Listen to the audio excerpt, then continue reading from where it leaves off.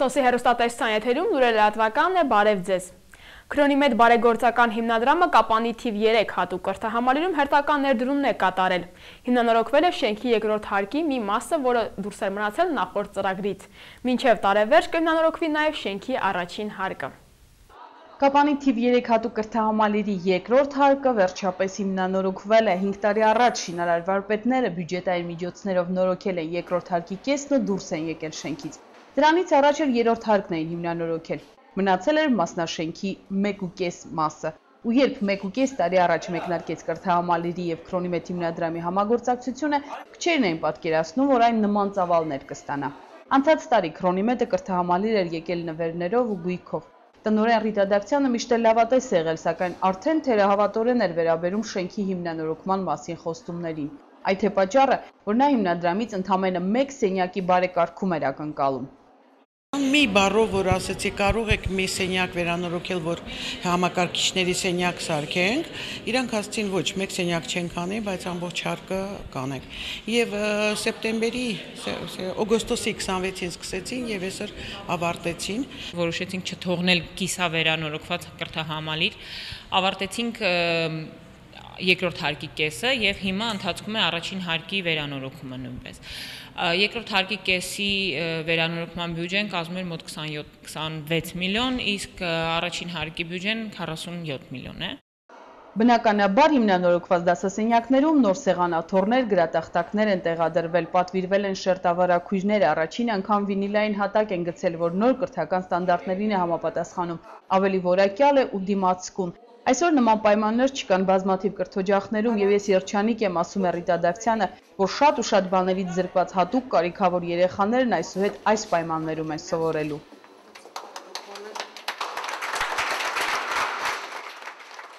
Ես ոչ թե ուրախ եմ, ես հուզված եմ այն տեսակետից, որ այսօր մեզանում կան մարդիկ, որոնք հատուկ կարիքավոր երեխայի համար ոչ թե խոսում են, այլ գործ են անում։ Ես անչափ շնորհակալ եմ Քրոնիմեդ կազմակերպությանը, որ կարողացավ մեզ հետ միասին համագործակցելով այս սիրուն պայմանները ստեղծել այսպիսի երեխաների համար։ Գտնում են, որ պետք է մի քիչ ավելացնեն մեզ համար երեխաներին սնունդ տալու, կավելացնեն նոր տարվա նվերները։ Քրոնիմեդի ներկայացուցիչներին կրթօջախում սպասում էին 8 տոնական տրամադրություն էին ապահովել։ Երեխաներն իրենց ձեռքով ձևավորել էին միջանցքը։ Շնորհակալական տեքստերն էին կրկնում մտքում, որպեսզի որևէ բառ բաց չթողնեն։ Երախտագիտության խոսքեր ինչքան էլ ասենք, հուզված ասում է տնօրենը, հաստատ մեր ներկայիս զգացողություններն ու ապրումները լիարժեք չենք արտահայտի։ Չգիտեմ ոնց ասեմ, բարեգործությունը լավ բան է, որ այսքան տարիներ ես մտածում եմ, որ Ղափանում չի եղել այդպիսի մի բարեգործ, որը հիմնովին ուզի օգտակար լինի, եւ այդ բարեգործության մեջ ամենակարևորը ոչ մի շահ բացի օգուտ տալու այս երեխաներին չունեին այդ մարդիկ։ Ես շատ իրենց սիրում եմ եւ պարտական եք ամբողջ կոլեկտիվով այդ կազմակերպությանը այսպիսի լավ վերանորոգման, այսպիսի լավ վերաբերմունքի համար։ Իսկ նույն պահին շինարարները առաջին հարկում պատուհանների գոգերն էին ամրացնում, արդեն տեղադրվել են եվրապատուհանները, քանդվել են պատերն ու հատակը, փոխվել են էլեկտրահաղորդալարերը։ 1 ամիս հետո շենքի մուտքն ամբողջապես նոր տեսք է ստանալու։ Քրոնիմեդը շարունակում է նորոգումն ու մինչև տարեվերջ կրկին միմյանց շնորհավորելու առիթներ ենք ունենալու։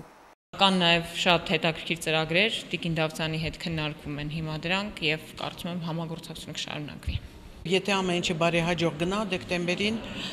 մենք կունենանք վերանորոգված ամբողջ այս մասնաշենքը կմնան թևերը, երկու կողմի թևերն էլ եւ բարեկարգումը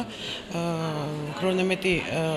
խոստանում է, որ մյուս տարի անպայման դա էլ կանեն։ Մենք խոստանում ենք պահպանել այս ամենը, խնամքով վերաբերվել կրթահամալիրի սաները գնահատել գիտեն ու բոլոր նրանց, ովքեր իրենց աջակից ձեռքն են երբևէ մեկնել այս օջախին, շնորհակալություն են հայտնում։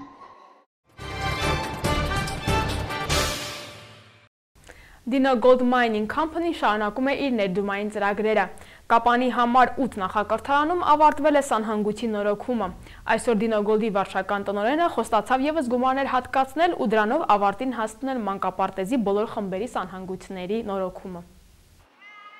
Dino Gold Mining Company-ն այս տարվա սկզբից մարզկենտրոնի նախակրթարանների աջակցության ծրագիր էր սկսել յուրաքանչյուրին 1 միլիոն դրամ, որևէ հրատապ հարց լուծելու համար։ Կապանի թիվ 8 նախակրթարանում միջին խմբի սանհանգույցում շահագործումից հետո նույնիսկ մասնակի նորոգում չէին արել։ Պատերից թափվել էին սալիկները, առաստաղին ու պատուհանին ներկի հետ անգամ չէր մնացել։ Խողովակներն իրենց դարն ապրել ու անընդհատ ծորում էին։ Dino Gold-ի ֆինանսավորմամբ այս խմբի սաների համար հիգիենիկ պայմաններ են ապահովել։ Իմ մտահոգությունս է, որ ընդհանրապես հիվանդություններ կամ բաներ, ճիշտ եք ասում, հա։ Դրա համար մաքուր պետք է լինի։ Խմբասենյակն ու ննջասենյակը նույնպես անբարեկարգ են, երկհարկանի մահճակալները տեղադրված են մի տարածքում, որտեղ առաստաղից ծեփերը թափվում են, ջեռուցման սեզոնին ջերմության մեծ կորուստ է լինում։ Խոնավության հոտը ներսում գտնվելու պահից խեղդում է։ Նախահաշվով մոտ 5 միլիոն դրամ է անհրաժեշտ հիմնանորոգման համար։ Հրաշ Ջաբրայանը իրատեսական է համարում քաղաքապետարանի հետ համաֆինանսավորմամբ նաև այս հարցի լուծումը։ Իսկ մինչ այդ նախակրթարանի տնօրեն Մարինե Պետրոսյանը մտադիր է կարգի բերել երկրորդ հարկում գտնվող սանհանգույցը։ Այստեղ տեսարանը հիմնանորոգվածի հետ համեմատած անտանելի է։ Տարածքն էլ ավելի մեծ է, եղանակներն էլ ցրտում են, սակայն լավ կլինի այս խնդիրն էլ մեջտեղից հանել։ Համոզված է Հրաշ Ջաբրայանը։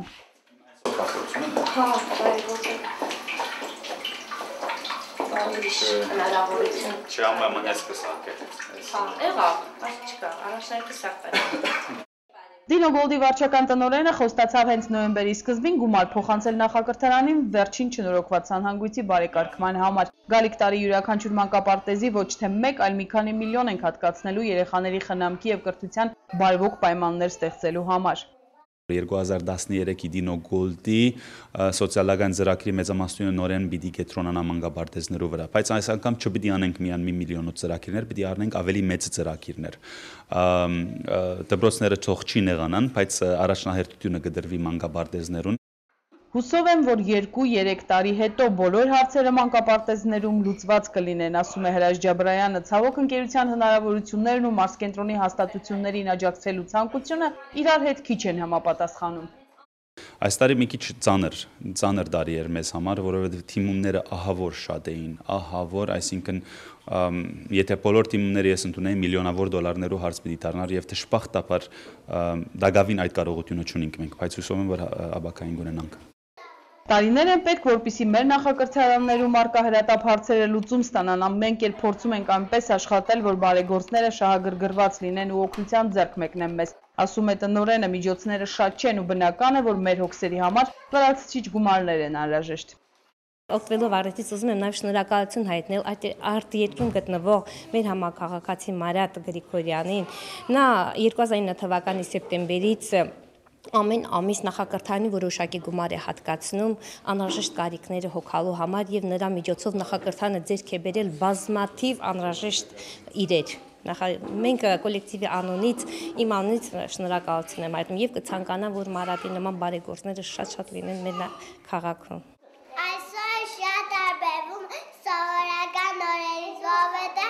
Սպասված հյուրերի համար երեխաները ոտանավորներ էին պատրաստել, նրանք չէին ճանաչում այցելուներին, չէին հասկանում ինչու են նրանք նման հարցեր տալիս իրենց։ Ուրախալին նրանց համար այն էր, որ այսուհետ մաքուր ու գունավոր միջավայրում են պահպանելու հիգիենայի կանոնները։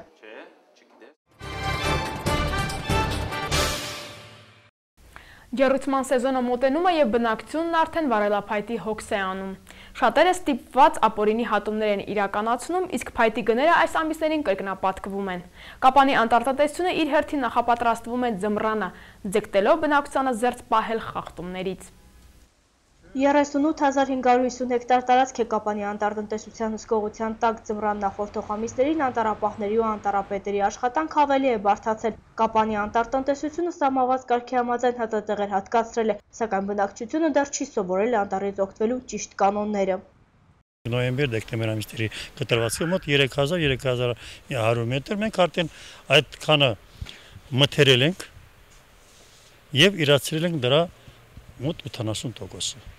Այսինքն ժողովուրդը ով կարող էր գնել, նա եկել է իր հետ պայմանագիր կնքել է իրենք անում, ով կարող է, ով գնա անտառում կարող է այդ աշխատանքները կատարել։ Տարածաշրջանի 38 գյուղական համայնքներից միայն 4-ն է գազով ջեռուցված, մյուսների բնակչությունը շարունակում է փայտի հույսին մնալ։ Պետության կողմից անվարձահայտուց յուրաքանչյուր ընտանիքի 8 խորանարդ մետր թափուկի տրամադրման գործընթացը շարունակվում է։ Օգտվել են մոտ 850 խորանարդ մետր թափուկի մարդիկ օգտվել են։ Տարել են թե վարել են թե պահել են ձմռանը, դա իրանց խնդիրն է, բայց այն որ օգտվել են։ Բայց լա շարունակություն դեռ կա, դրանով մենք չենք վերջացնում, լա մինչև դեկտեմբեր ամիսն էլ մենք ոչ թե կարող ենք, այլ տրամադրում ենք մարդկանց, ովքեր կարող են գնալ թափուկ հավաքել, գնում հավաքում են։ Անտառտնտեսությունը հատումներ չի իրականացնում, քանի որ համապատասխան տեխնիկա չունի։ Բնակչության հետ պայմանագիր կնքելիս էլ հաշվի են առնում հենց այդ հանգամանքը։ Անտառում կանգուն ծառի 1 խորանարդ մետրը պետության կողմից սահմանված է 6450 դրամ։ Սովորաբար այս ամիսներն էլ վառելափայտի գները աճում են։ Համայնքի բնակիչներին, թե քաղաքացիներին, ցանկացողներին, ովքեր իրոք իրավասու են, ովքեր իրոք կարող են ունեն այդ հնարավորությունը շահագործելու։ Ցանկացողներ շատ կարող են լինել, բայց մենք պետք է տեսնենք իրենց շահագործման արդյունավետությունը ինչպիսին է, որ չմնանք եւ իրանք տոպիկի մեջ չկարողան այդ հատումները կատարել եւ մենք դրա համար մենք կնքում ենք պայմանագիր ըստ օրենքի, ըստ համանված կարգոկանոնի եւ հսկողություն ենք շամանում թե ինչպիսի կարգով են այդ հատումները կատարում, մինչև մաքրել հանձնելը։ Այս տարվա ընթացքում արդեն 8 անտառախախտման դեպք է արձանագրել Կապանի անտառտնտեսությունը։ Փաստաթղթերը ուղարկել են բնապահպանական տեսչություն։ 6 անտառապետություններից անտառախախտումների թիվը գլխավորում է Սյունիքի անտառպետությունը։ Սյունիքի անտառպետությունն է հիմնականում, որ աչքի ընկնում ապօրինի հատումներով։ Այնտեղ կարծես թե ժողովուրդը չեն հարմարվում մեր այս կարգոկանոնին, թե չգիտեմ ինչից ելնելով, ամենայն դեպս այնտեղ ես կասեմ, որ համեմատաբար շատ են ապօրինի հատումները։ Ինչքան մենք խստացնում ենք, այնքան նույն ձևի միջավերջն չի լինում, ասենք զորոյական դուրս կանում, հաճախակ է լինում է, այո։ Վոլոդիա Միրզոյանը վստահեցնում է, որ պտղատու կամ թանկարժեք ծառեր չեն հատում։ Հիմնականում հատվող ծառերի զգալի մասը բոխի է։ Դրանք նաև որպես վառելափայտ են լավ ծառայում։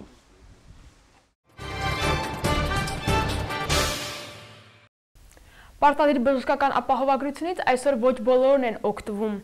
Կառավարությունը սոցիալական փաթեթի չափ է սահմանել։ Փաթեթից օգտվում են քաղցառայողները, մարզպետարանի, հանրակրթական դպրոցների աշխատակիցները եւ այլն։ Սյունիքի մարզում 2006 հոգի օգտվում է սոցիալական փաթեթից։ Եթե մի քանի տարի առաջ վարորդները այդքան էլ չէին կարևորում մեքենաների ապահովագրությունը, ապա այժմ պատկերը բոլորովին այլ է։ Վթարների ժամանակ ապահովագրական ընկերության աշխատակիցները դեպքի վայրում արագ լուծում են ֆինանսական խնդիրները։ Հիմա այլ մարդկանց մի մասը չի կարևորում բժշկական ապահովագրությունը, ինչը սակայն պակաս կարևոր չէ, երբ բանը ոսկորին է հասնում։ Կառավարությունը 2012 թվականին սահմանել է սոցիալական փաթեթի սահմանաչափ 132,000 դրամ, որի մեջ է մտնում նաև պարտադիր բժշկական ապահովագրությունը։ Սոցիալական փաթեթից կարող են օգտվել միայն այն պետական ծառայողները, համանքային աշխատողները չեն կարող այդ փաթեթից օգտվել։ Այս փաթեթով Հայաստանի Հանրապետությունում շահառուների թիվը կազմում է մոտ 120,000 մարդ։ Սյունիքի մարզում սոցիալական փաթեթից օգտվում է 2006 հոգի, դրա մեջ են մտնում մարզպետարանի աշխատակիցները, հանրակրթական դպրոցների մանկավարժները, դպրոցականները եւ այլն, բայց ոչ ուժային կառույցները, բանակի, ոստիկանության անձնակազմը։ Ապահովագրության համար սահմանված 132,000 դրամը վճարվում է պետբյուջեից։ Պարտադիր բժշկական ապահովագրության բազային չափն է 52,000 դրամ, իսկ ընկերությունը դրա դիմաց 3,800,000-ի պարտավորությունն է ստանձնում։ Աշխատողը, շահառուն, քաղցառողը իրավունք ունի նաև իր սոցիալական փաթեթի սահմանաչափի 80,000 դրամը, որ նախատեսված է այլ ծառայությունների համար, նույնպես օգտագործել բժշկական ապահովագրության մեջ։ Այսինքն ընկերությունը առաջարկում է բազային սակագին, որը հստակ նշված է կառավարության որոշումով, ինչ տիպի ծառայություններ են մատուցելու ապահովագրական ընկերությունները, եւ այդ 80,000 դրամը 80,000 դրամի ապահովագրության դեպքում նույնպես, ասենքն ծառայությունների ցանկը բարձրանում է։ Հովհաննես Ավանեսյանի խոսքով Ռասկո ապահովագրական ընկերությունը 8 առողջապահական փաթեթ ունի։ Օրինակ բազային փաթեթը իր մեջ ներառում է նաև սրտի վիրահատության գումարի տրամադրում։ Սահմանված 80,000-ով հնարավոր կլինի նաև ապահովագրել ընտանիքի 2 անդամներին 40-40, այսինքն այս դեպքում բոնուսից օգտվում է քաղաքացին։ Վերջինս բուժումից առաջ անպայման պետք է տեղյակ պահի ընկերությանը, հաճախ անտեղյակությունը խնդիրների առաջ է կանգնեցնում մարդկանց։ Պայմանագիրը ուժի մեջ է մտնում այն կնքելու պահից 15 օր հետո եւ գործում է 1 տարի։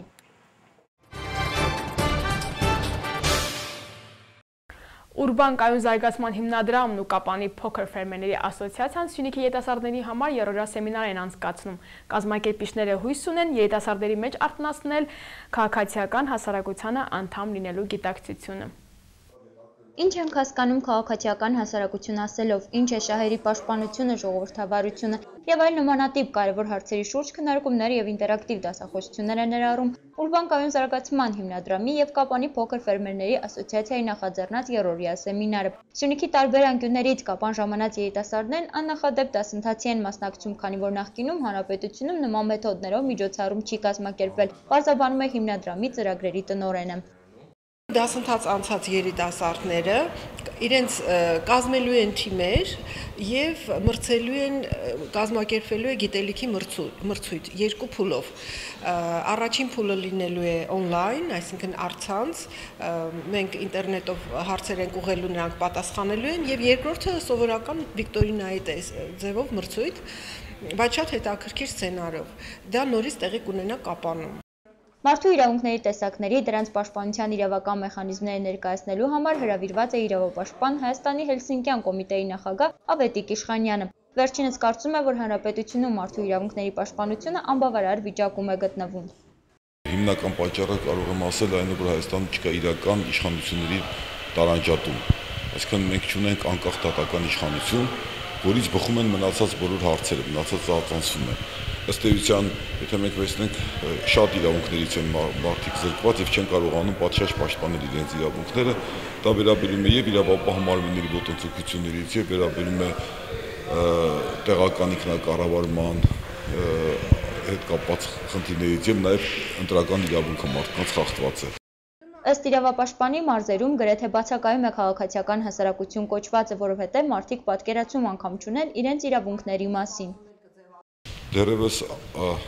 մեր քաղաքացիները իրենց մեծ մասով դեռևս փնտրտուքի մեջ են բարի թագավորի։ Իսկ ընդհանրապես ես դա իմ համոզմունքն է, որ բարի թագավոր չի լինում։ Ավետիք Իշխանյանի համոզումներում հասարակության եւ իշխանությունների միջև պետք է պայմանագրային հարաբերություն մտցվի, այսինքն լինի փոխհամաձայնեցված գործունեություն։ Վերջինս կարծում է, որ այս երրորդյա դասընթացը երիտասարդության մեջ որոշակի չափով կարթնացնի քաղաքացիական հասարակության անդամ լինելու գիտակցությունը։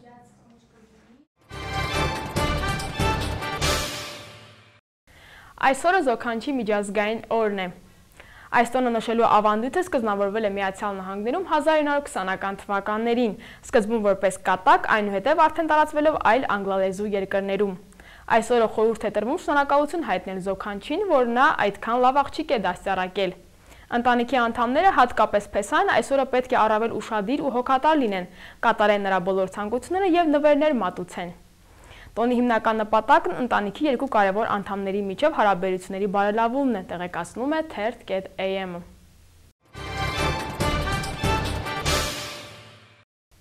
Այս ժամի համար նախատեսել էինք այսքանը, ցտեսություն։